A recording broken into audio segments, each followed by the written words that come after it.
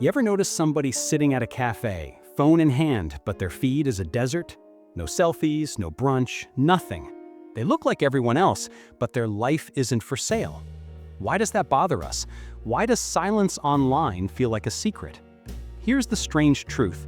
In a world that rewards noise, quiet becomes a signal, and signals tell stories. If everyone else is raising their hand to be seen, some people quietly put their hand down and choose to live. That choice is not accidental. It's a psychology, and what it reveals about us is bigger than phones and likes. Let's unpack it. Section 1. The pulse of display. Social media rewired what being seen feels like. A photo gets likes, your brain perks up. Reward. Another post, another hit of dopamine.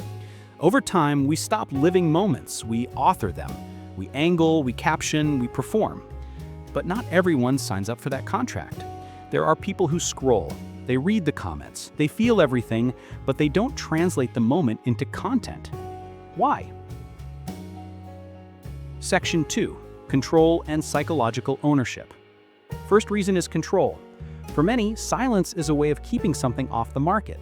Psychologists call this psychological ownership, the sense that some experiences are yours alone. When you post, you outsource that memory to other people's opinions. Suddenly, a private victory becomes public property, open to likes, misinterpretation, even ridicule. So some people simply guard what's sacred. You'll find them smiling at a sunset, not photographing it, because the feeling matters more than the proof. Section 3. Internal locus of control and self-regulation. Then there's a trait called an internal locus of control. These people measure themselves by inner standards, not the scoreboard of public approval. They have discipline. They resist the reward loop designed to hook attention. That resistance looks like silence, but it's active. It's a deliberate refusal to trade presence for applause. That kind of self-governance is quieter and rarer than you think. Imagine two friends at a wedding. One pulls out a phone, frames every moment, posts a story. Best night. The other sits, watches, laughs, and when the dance ends, no camera. Months later, who remembers the real conversation? Chances are the second friend remembers it more vividly. Presence wins where posts fade. Section 4. The burnout factor. Not everyone's silence is noble. Some of it is exhaustion. Posting can become a performance machine. You document happiness until you begin to fake it. Patterns of comparison creep in, and with that, shame, anxiety, burnout. For those people, silence is a survival move. Step away to stop the erosion of self. So, silence can be both guard and bandage. Section 5. Self-presentational pressure and fear. There's a darker, quieter force. Fear. The fear of being misread, mocked, or edited into someone else's narrative.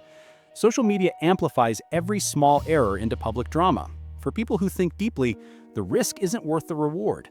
They'd rather be misunderstood than perform a version of themselves for applause. Ironically, the more vivid their inner life, the less they want to translate it into a 10-second clip. Section 6. Presence as a privilege. Here's a paradox. The less you post, the more intense your experience becomes. Take a break from the feed for a week. Colors pop. You hear conversations again. You remember your own voice without framing it for likes. That's not nostalgia. It's the brain noticing attention unspent. This intensity isn't showmanship, it's presence. And presence is the rarest currency in an attention economy. Section 7. Connection without proof. People who don't post still want connection, they just seek it differently. They want depth, not display. They invest in relationships that don't require receipts.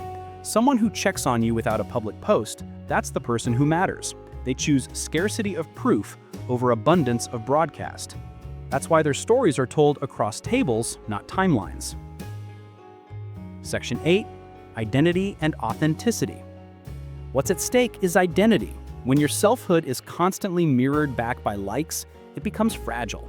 Not posting is a way to keep congruence, to make sure inner life and outer expression match. It's not silence because there's nothing to say, it's silence because what there is to say doesn't need translation. They're not hiding, they're protecting the shape of who they are. So next time you see an empty feed, don't assume absence, assume choice. They might be practicing self-possession, recovering from burnout, or simply savoring a life that refuses to be reduced to content. Being unseen doesn't mean you don't exist. Sometimes the truest proof of life is the one you don't post. Ask yourself, when was the last time you did something just for yourself, without a camera, without a caption, with no audience at all? If you can't remember, maybe try it tomorrow. Eat a meal without photographing it. Walk without narrating it. Laugh without uploading it. See how it feels. Because maybe the most radical thing left to do is simple. Live something so fully that you keep it. Not for anyone's validation, for your own. Not every life needs an audience.